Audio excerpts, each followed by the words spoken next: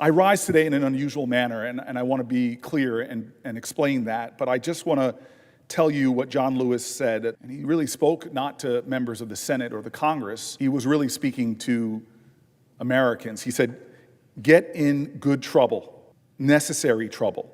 Help redeem the soul of America." If he's my hero, how am I living up to his words?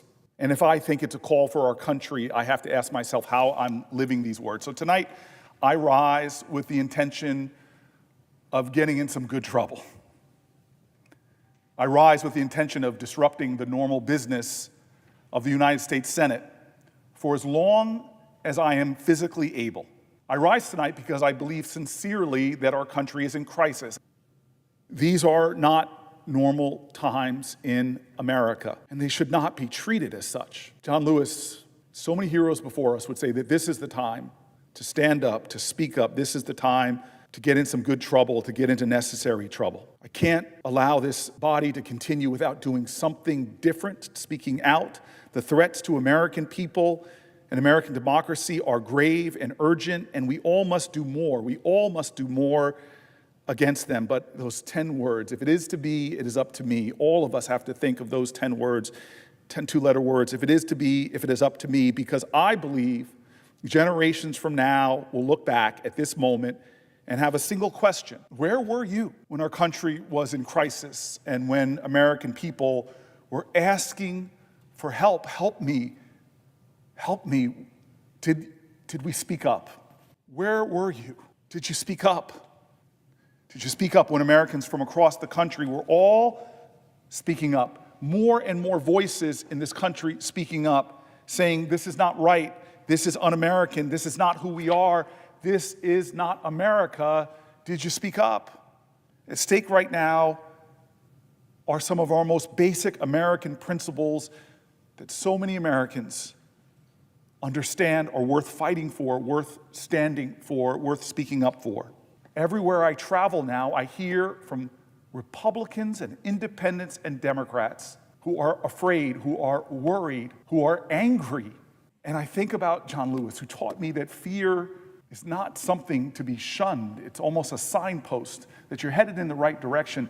It is something that is a necessary precondition. You cannot have great fear without great courage.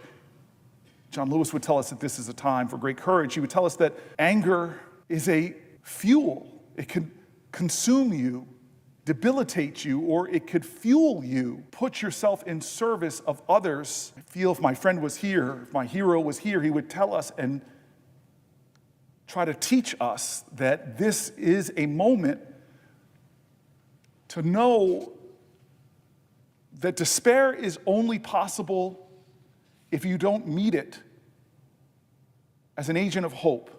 So tonight I rise in an unusual way. I rise with the intention to stand here until I can stand no longer, until I'm physically unable to stand anymore.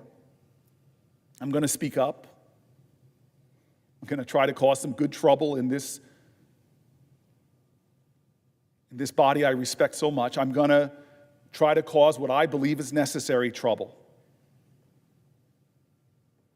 I'm going to try to honor the legacy that I know I've inherited as an American, sometimes overwhelmed with all the sacrifice and struggle that had to get me here. Good people who caused good trouble in the face of slavery, good people who caused good trouble in the face of the denial of the right to vote, good people who caused good trouble in the cause of equal rights, good people who caused good trouble in the fight against hate, good people who caused good trouble in the fight against demagogues from McCarthy to Father Conklin to big people who showed such small character when they tried to suppress others. I want to cause good trouble and prove worthy of those who came before. Listen to Americans. They're rising up in state after state, not along partisan lines, but as an American line.